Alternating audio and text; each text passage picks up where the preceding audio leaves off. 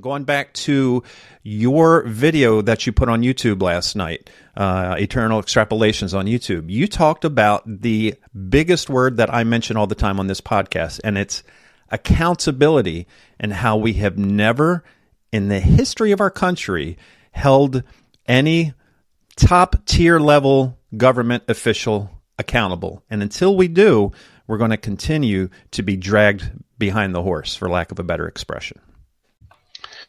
Well, thanks very much for mentioning my YouTube site again. I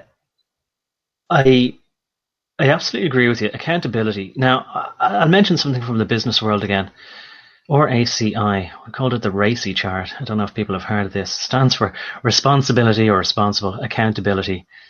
And I think the other one is to communicate and to inform, or something along those lines. They're less important anyway, But I wondered what was the distinction between responsibility and accountability. To be responsible for something is just, it's your job to do something. And that's how they make the distinction. But the person who does something in the business world, which is very like the military, I think we both agree on this, it's just, it's slightly different uniform. People don't actually necessarily fight you face to face. They prefer to stab you in the back in the business world. It's probably more honesty in the military, although not much of it anymore. That's what we're talking about. And the people who are accountable for this stuff, just like the top brass in the military, and as the British used to always kind of joke about, but in an acerbic way, because it was no laughing matter, that they would say, like certainly in World War I, when they were in pitched battles and barbed wire fences in no man's land, that I remember in a great comedy series of Rowan Atkinson's Blackadder, he said, we have to put our heads above the parapets literally, and then crawl across the barbed wire and the landmines and the bombs and the bullets whizzing by, and just so that the general can move its drinks cabinet 10 foot closer to Berlin. Yeah. But that guy sitting behind the drinks cabinet, the madman with the big bushy moustache and the toffee-nosed accent, and with a sort of very unusual, I will say, the sexual predilections, that he got from boarding school. This madman is accountable for it all. He's the man who's never held accountable, though. But in the RACI chart of business, they'd put his name down because, the buck stops here. But any time when the dust settles, when the smoke clears, and they say, who started all this? Who had this mad plan? Let's say like in the Battle of the Somme or the Battle of the Vosges or whatever, Battle of the Somme. Anyway, I remember seeing a documentary where this man, he was in his 90s. I think he was sitting in Wales in his retirement home. And they said to him, like, can you tell us any of the memories, your memories of, like, you survived, but of maybe a lot of your Welsh compatriots in the British Army who did not survive, didn't come home after the Battle of the Somme, because there was, more than 100,000 men who died in less than a week there. And he said, well, it was actually what got me wasn't the sight necessarily, because I got used to it after a while. It was the smell. He says, it's still in my nostrils.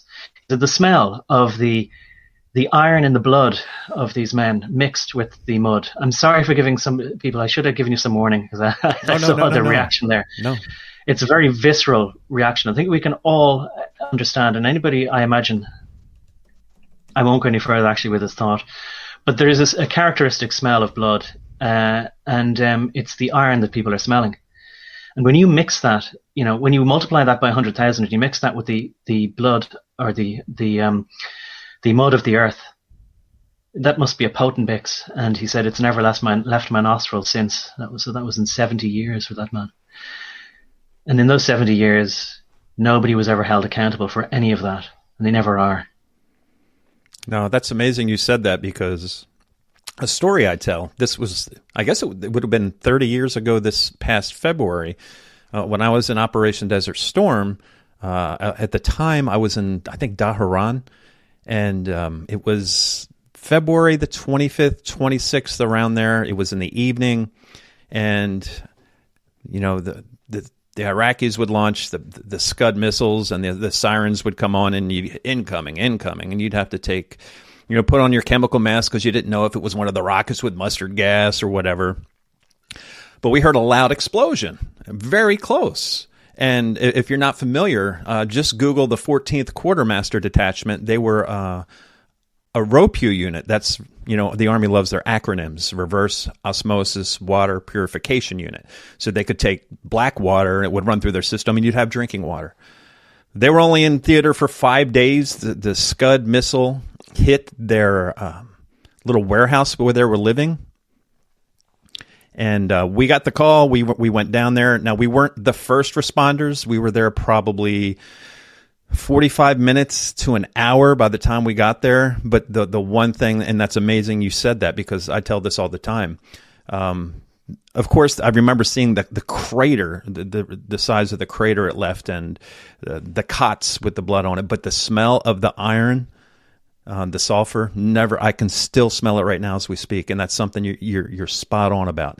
And what that gentleman said is completely legit.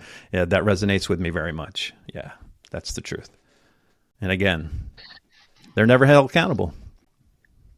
Yeah, I mean, maybe I should pose the rhetorical question: will this ever change?